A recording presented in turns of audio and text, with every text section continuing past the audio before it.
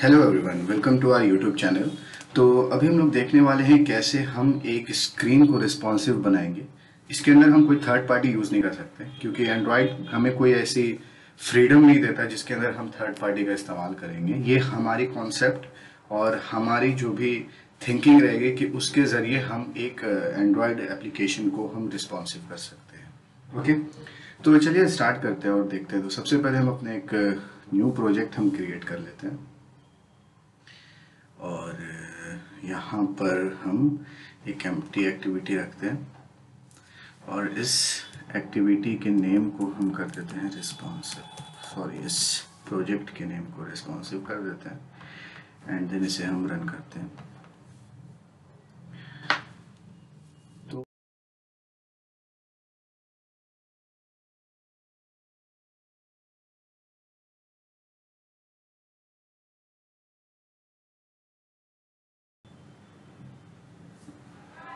तो ये हमारा प्रोजेक्ट यहाँ पे बिल्ड हो चुका है और यहाँ पर आप देख सकते हो। तो यहाँ पे मेन एक्टिविटी डॉट कोटलिन है .kt एंड देन यहाँ पर हमारा XML पेज है। तो सारी डिज़ाइनिंग जो भी हम पार्ट करने वाले हैं वो एक XML कोड के अंदर ही हम करेंगे। एंड्रॉयड के अंदर आप जो भी डिज़ाइनिंग करते हो वो XML के अंदर करते हो और जो भी बैकएंड की कोड होती है, जो भी अगर सपोज आपको जावा के थ्रू करना है या फिर कोटलिन के थ्रू करना है, वो आप इस कोटलिन में ही करोगे। और फिर ये दोनों जो एक्टिविटी है इसे हम या तो व्यू बाइंडिंग के थ्रू हम इसे बाइंड करके हम आगे की सारी प्रोसेस करेंगे या फिर फाइंड व्यू बाय आईडी के थ्रू हम इसे बाइंड करेंगे। तो हमें अभी कोटलिन नहीं देखना, हमें सिर्फ एक देखना है कि हम स्क्रीन को कैसे रिस्पॉन्सिव बनाते हैं। तो यहाँ पर अगर आप स्प्लिट स्क्रीन पर अगर मैं क्लिक करूँ, आप यहाँ राइट हैंड साइड में देख सकते हो। तो यहाँ पर आप देखो तो यहाँ पे आपको पहले से ऑलरेडी यहाँ पे कॉन्स्टेंट लेआउट हमें दिखता है और उसके अंदर एक टेक्स्ट व्यू हमें यहाँ पर शो होता है। तो हम इसे क्या करते हैं, सबसे पहले हम इसे डिलीट कर देते हैं एंड उसके बाद से हम अपने एमुलेटर को रन करके देख लेते हैं कि हमारी एमुलेटर यहाँ पर रन हो रही है या नहीं हो रही है।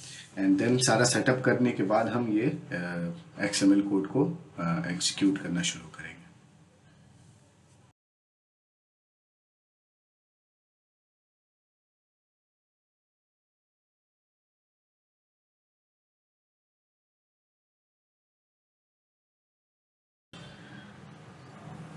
तो ये हमारा प्रोजेक्ट यहाँ पे सक्सेसफुल रन हो चुका है। ओके, यहाँ पर हमें रिस्पॉन्सिव ऐसा दिख रहा है टूल बार के अंदर।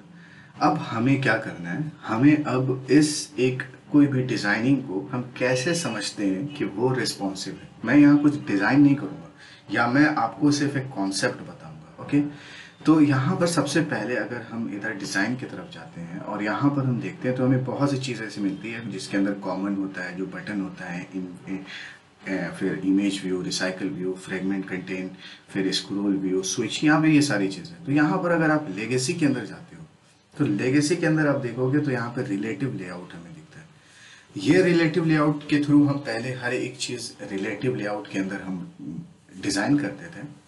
अब ये आउटडेटेड हो चुका है क्योंकि हमारे पास इस दुनिया में बहुत सारे अब ऐसे मोबाइल एप्लीकेशन आ चुके हैं जिसके स्क्रीन डायमेंशन बहुत ही अलग अलग है। तो हम यहाँ पर क्या यूज़ करेंगे, मोस्टली हम लोग यूज़ करते हैं जो कॉमन। अगर आप जाते हो तो यहाँ पर अगर आप देखो लेआउट के अंदर अगर मैं जाता हूँ तो यहाँ देखो linear layout, horizontal, vertical, frame layout, फिर table layout and table row, और फिर यहाँ पे कांस्टेंट लेआउट भी हमें यहाँ पे दिखता है। तो कांस्टेंट लेआउट मोस्टली हम यूज़ करते हैं। अब कांस्टेंट लेआउट क्यों हम यूज़ करते हैं, रीज़न क्या है कांस्टेंट लेआउट को यूज़ करने का। अब जैसे यहाँ पर अगर मैं इस डिज़ाइन के अंदर ही जाता हूँ और फिर मैं यहाँ पे कॉमन के अंदर जाता हूँ और एक मैंने बटन रखा, तो इस बटन को अगर मैं ड्रैग एंड ड्रॉप करूँ यहाँ पर, तो ये हमें सबसे पहले ये हमें स्टार्टिंग में हमें शो करेगा। अब हमें क्या बताना होगा कि ये जो बटन है इसकी डायमेंशन क्या क्या होगी, ये किस किस जगह पर रिस्पॉन्सिव रहेगा। अगर मैं इसे कनेक्ट कर दूं, इसको स्क्रॉल करके यहाँ पर अगर इसे मैं ऐसे कर दूं और फिर मैं अगर मैं इस साइड अगर मैं कर देता हूँ, तो यहाँ पर ये क्या हो रहा है, ये जो लेफ्ट साइड की जो पूरी ये है डायमेंशन है और जो स्पेस है, और फिर राइट साइड की पूरी जो स्पेस है, ये इसे पता लग चुका है कि अगर कुछ स्क्रीन ये जो स्क्रीन है, अगर इस स्क्रीन से ज़्यादा कोई अगर बड़ी स्क्रीन हमें दिखती है तो वो automatically left and right side के जो ये होती है स्क्रीन की जो बॉर्डर होती है, बॉर्डर लाइन जो होती है, जिसे ये बॉर्डर लाइन मैं इसे कह रहा हूँ, तो ये इसे क्या करेगा, वो ऑटोमेटिकली देखकर वो खुद को एडजस्ट कर लेगा कि अच्छा चलो यहाँ से इतना दूर है और यहाँ से इतना दूर है, तो मैं यहाँ पर एडजस्ट कर लेता हूँ। अगर मैं इसे सपोज अगर यहाँ से, अगर आप यहाँ पे कॉन्स्टेंट लेआउट के अंदर आप देखते हो मेरे यहाँ पे कर्सर को, तो अगर मैं इस जगह से इसे अगर मैं क्रॉस पे क्लिक कर दूँ तो ये क्या हो रहा है, अब इस साइड का जो डायमेंशन है इसे नहीं पता कि इसे किस साइड तक जाना है। तो अब ये क्या होगा, अगर आप फोन को रन करते हो तो यहाँ पर कभी कभी ऐसा कुछ होगा कि अगर कोई स्क्रीन है जिसकी साइज बहुत छोटी है तो इसे नहीं पता कि उसकी साइज, स्क्रीन की साइज छोटी है, तो उस बटन को किस जगह पर हम एडजस्ट करेंगे। तो हमें इस तरीके से एक बटन को या एक टेक्स्ट व्यू को रखना होगा जिसे उसे पता लगे कि वो किस जगह पे रहे और उसकी कितनी फ्रीडम है, वो left right bottom and down top to bottom ये कितना वो अपने आप को एडजस्ट कर सकता है। तो यहाँ पर अगर मैं इसे करता हूँ, इधर अगर मैं ये करता हूँ, कनेक्ट करता हूँ और एक मैं बॉटम पे कनेक्ट कर देता हूँ, तो अब देखो, अब इसे ये पता चल चुका है इस बटन को कि ये लेफ्ट भी जा सकता है, राइट भी जा सकता है एंड बॉटम पे भी जा सकता है। अगर वो ऑटोमेटिक अगर एडजस्ट करने की कोशिश करे तो वो ऐसे कर सकता है।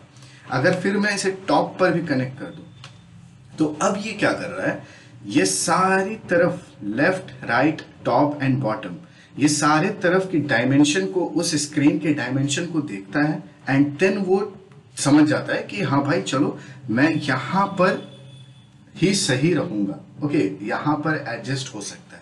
अगर इससे बड़ी स्क्रीन अगर रहती है, अगर मैं इसे चलो स्क्रॉल करके देखता हूँ तो ये देखो ऑटोमेटिकली ये अपने आप को एडजस्ट कर रहा है, इसे कुछ जरूरत नहीं है। अगर मैं इसकी स्क्रीन साइज को अगर मैं छोटा करता हूँ, देखो ये बटन ऑटोमेटिकली यहाँ पर एडजस्ट हो गया। तो हम इसे इस तरीके से बताएंगे। तो इसी वजह से हम कॉन्स्टेंट लेआउट का इस्तेमाल करते हैं। कॉन्स्टेंट लेआउट क्या करता है कि इन सारे साइड डायमेंशन को वो ऑटोमेटिकली एडजस्ट कर देता है। अगर मैं यहाँ पर सपोज मार्जिन मैं दे देता हूँ, मार्जिन मैंने कर दिया 20, ओके, एंड देन इसके अब मैं यहाँ पर अगर मैं देखता हूँ तो यहाँ देखो आपको यहाँ पर अगर आप गौर से देखोगे तो यहाँ पे 20 डायमेंशन, इसकी जो मार्जिन है वो 20 अब इसे दिख रही है। दैट्स मीन अब कोई भी स्क्रीन आएगा इसके पास तो वो क्या करेगा, लेफ्ट साइड की जो मार्जिन है वो हमेशा उसे 20 dp रखेगा। ओके, उसकी मार्जिन जो है वो 20 रखेगा। अब वो डीपी हो या एसपी हो वो आपके ऊपर डिपेंड करता है आप कितना देना चाहते हो। तो ऐसे करके आप एक स्क्रीन की सारी डायमेंशन को आप रिस्पॉन्सिव कर सकते हो। यहाँ पर कोई लॉजिक नहीं है, यहाँ पर कोई थर्ड पार्टी लाइब्रेरी आप यूज नहीं कर पाओगे। एंड्रॉयड के अंदर मुझे बहुत ज़्यादा प्रॉब्लम आई थी जब मैं इसे रिस्पॉन्सिव करने की कोशिश कर रहा था। अगर मैं इसे स्प्लिट स्क्रीन पर देखता हूँ तो यहाँ पर देखो, तो आप ये जो सारे कोड देख रहे हो ये वही कोड है जो मैंने अभी ड्रैग एंड ड्रॉप करके कनेक्ट करा था, जो ऐसे मैंने करा था ये सारी चीज़। ओके, और यहाँ पर एक और चीज़ का इस्तेमाल हम करते हैं। सपोज यहाँ पर अगर मैं क्या करता हूँ, अगर मुझे एक रो के अंदर, एक हॉरिजॉन्टल या वर्टिकल रो के अंदर मुझे वैल्यू चाहिए जो रिस्पॉन्सिव होना चाहिए। ओके, अब वो दो बटन है, अब मैं दो बटन को इक्वली हाफ में डिवाइड करना चाहता हूँ। सपोज यहाँ पर एक बटन है लॉगिन का और एक बटन है साइन इन का, तो अब मैं उसे कैसे करूँगा जो इक्वली हाफ में डिवाइडेड है। तो यहाँ पे मैं क्या करता हूँ, सबसे पहले मैं एक लीनियर लेआउट लेता हूँ, जो जैसे मैं करता हूँ इस चीज़ को, जैसे डिज़ाइन अगर मुझे करना हुआ तो लीनियर लेआउट लिया, इसकी हॉरिजॉन्टल, इसकी जो ओरिएंटेशन है उसको मैं हॉरिजॉन्टल रखा क्योंकि मुझे हॉरिजॉन्टली वैल्यू को स्टोर कराना है या रो को मुझे शो कराना है, तो मैंने हॉरिजॉन्टल रखा। और फिर मैंने क्या करा, इस लीनियर लेआउट की बॉडी के अंदर मैंने इस बटन को कर दिया। ठीक है, अब ये जब मैं बटन के अंदर मैं करा तो अब इस लीनियर लेआउट को मुझे बताना होगा कि भाई तुम कितने नीचे तुमको जाना है और तुम्हारी डायमेंशन क्या रहेगी। ओके, तो अब मैं क्या करता हूँ, सपोज मैं इसे क्या करता हूँ, अभी बटन को, टेक्स्ट व्यू को मैं थोड़ी देर के लिए रिमूव कर देता हूँ। ठीक है, और अब मैं इसे इसकी जो विजेट है इसको मैं बॉटम पे कनेक्ट करता हूँ टॉप पर कनेक्ट करता हूं, सॉरी,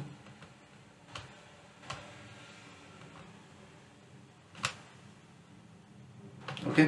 तो ये सेंटर में आ चुका है हमारा। अब मुझे क्या करना है, एक और बटन का इस्तेमाल करना है। तो मैं एक और बटन को मैं यहाँ से कॉपी करा एंड टाइम सेव करने के लिए मैं यहाँ पे बटन को यहाँ पे पेस्ट कर दिया। आईडी है तो इस दोनों आईडी को अलग अलग मैं कर देता हूँ। अब देखो ये दो आईडी ऐसे हॉरिजॉन्टल आ चुके हैं, क्योंकि मैं यहाँ पे इसकी ओरिएंटेशन जो है वो हॉरिजॉन्टल दिया हूँ मैं। अगर मैं सपोज इसको वर्टिकल कर देता हूँ तो ये वर्टिकल हमें ऐसे शो होगा, ठीक है। तो अगर आप स्क्रीन अगर देखते हो, मोबाइल स्क्रीन अगर आप देखते हो, तो वहां पर आपको मोस्टली ऐसे ही आपको कोई भी डिजाइन आपको दिखेंगे, या तो वो हॉरिजॉन्टल होगा या वर्टिकल होगा, ओके। या फिर आप उसे कह लो, हाँ, हॉरिजॉन्टल और वर्टिकल ही मोस्टली, क्या हर एक डिजाइन ऐसी ही आपको दिखेगी। ऐसी नहीं दिख सकती कि एक बटन कुछ है कुछ, तो कोई ऐसा डिजाइन होता ही नहीं है। तो आपको क्या करना होगा, यहाँ पर अब मैं क्या करता हूँ, हॉरिजॉन्टल में कर देता हूँ, ठीक है। ये मैंने हॉरिजॉन्टल कर दिया। अब मुझे क्या करना है, इसको हाफ हाफ में डिवाइड करना है, ओके। तो इसके लिए मुझे क्या करना होगा, यहाँ पर मुझे एक लेआउट वेट का इस्तेमाल करना होगा, ओके। इसे मैं 1 कर देता हूँ एंड देन इसे भी मैं 1 कर देता हूँ। तो ये अब क्या हुआ, हमारा जो बटन है वो 50-50 में डिवाइड हो गया। दैट्स मीन यहाँ पर अगर मैं 50 भी कर देता हूँ, सपोज यहाँ 50 मैंने कर दिया और यहाँ पर भी मैंने 50 कर दिया, तो 50 और 50 अगर आप दोनों को कैलकुलेट करोगे तो वो 100 होता है। दैट्स मीन ये स्क्रीन की साइज 100 है, आप हाफ पार्ट बटन को दे रहे हो, एक बटन 1 को, और हाफ पार्ट बटन 2 को दे रहे हो, तो ये डिवाइड हो गया। अब हमें क्या करना है कि इस स्क्रीन की डायमेंशन को मुझे थोड़ा ज़्यादा और बड़ा करके देखना है कि भाई ये सही काम कर रहा है या नहीं कर रहा। तो देखो यहाँ पर जैसे जैसे मैं इसे छोटा करता जा रहा हूँ, ये और अपने आप को एडजस्ट करता चला जा रहा है, ठीक है। और ये जितना भी छोटा होगा वो उतना एडजस्ट होगा। अब यहाँ पे मैं क्या करता हूँ कि यहाँ मैं इसकी जो स्टार्टिंग जो है मार्जिन में दे देता हूँ, यहाँ पर मार्जिन स्टार्ट में 20 dp से कर देता हूँ, ठीक है। तो यहाँ पर देखो इतने स्पेस आपको यहाँ दिख गए। अब मैं क्या करता हूँ, मार्जिन एंड 20 dp में कर देता हूँ, ठीक है। तो ये अब दोनों साइड यहाँ पर मार्जिन हमें मिल रहा है। तो अब मैं स्क्रीन साइज को अगर मैं सपोज यहाँ पर सॉरी नेक्सस 5 पे अगर मैं करता हूँ तो ये ऑटोमेटिकली एडजस्ट यहाँ पर हमें कर रहा है, ओके। और यहाँ पे कोई प्रॉब्लम नहीं आ रही है। अब अगर क्या करना है मुझे कि ये जो दोनों इस बटन है, इन दोनों बटन के बीच में अगर मुझे थोड़े बहुत मार्जिन देने हैं, तो यहाँ पे मैं क्या करता हूँ, मार्जिन एंड पे मैं 5 dp में कर देता हूँ एंड यहाँ पर मार्जिन स्टार्ट 5 dp में कर देता हूँ। तो दोनों को अगर कैलकुलेट करोगे तो 5 एंड 5 10 dp यहाँ पर हो गया। तो यहाँ पर सपोज यहाँ 10 dp की मार्जिन हमें दिख रही है, ठीक है। 5 इस बटन की मार्जिन और 5 इस बटन की मार्जिन।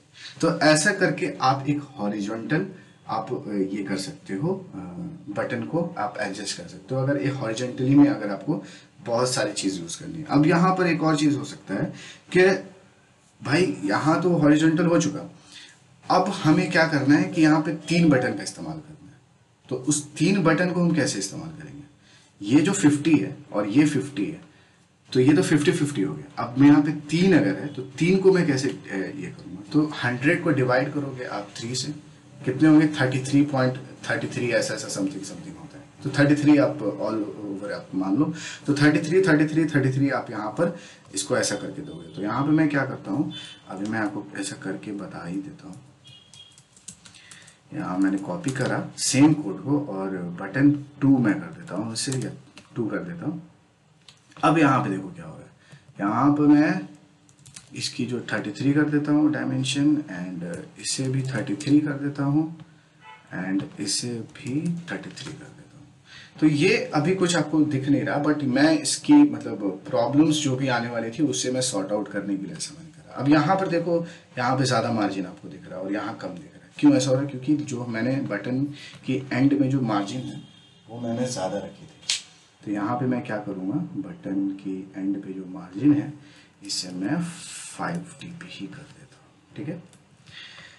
5 dp मैंने कर दिया। यहाँ पे मार्जिन हमें सेम हमें दिख रहा है और यहाँ इस बटन की जो एंड की मार्जिन है वो 10 dp या 20 dp यहाँ पर है। तो ऐसे करके आप यहाँ पे लीनियर लेआउट और कांस्टेंट लेआउट की मदद से आप किसी भी स्क्रीन को रिस्पॉन्सिव कर सकते हो। जैसा मैं जानता हूँ और भी यहाँ पर एक ग्रेडल का इस्तेमाल हम करते हैं जिसे हम SDP ऐसा करके हम लाइब्रेरी का इस्तेमाल हम करते हैं, थर्ड पार्टी लाइब्रेरी उसे कहते हैं हम, लेकिन वो ज़्यादा हेल्पफुल नहीं होता। जैसे कि वो SDP यहाँ पर ही आपको दिख जाएगा। जैसे कि यहाँ पर अगर मैं SDP ऐसा करता हूँ तो अभी वो चीज़ हमें यहाँ पर नहीं दिख रहा, लेकिन अगर वही आप अगर वो थर्ड पार्टी लाइब्रेरी अगर ऐड करते हो आप, तो यहाँ पर आप मार्जिन जो है वो SDP के थ्रू आप दे सकते हो। तो वो भी आप कर सकते हो, लेकिन वो ज़्यादा सक्सेसफुल नहीं रहेगा। जो भी है वो आप अपने दिमाग से आप कैसे एक स्क्रीन को बार बार आप उसकी लेआउट को आप कैसे उसके नीचे आप ये सब चीज़ कर सकते हो। ठीक है, एक स्क्रीन है और उसको कैसे आप वर्टिकल हॉरिजॉन्टल आप उसे आपको खुद वो चीज़ देखना होगा। तो ऐसे करके आप एक स्क्रीन को रिस्पॉन्सिव बना सकते हो।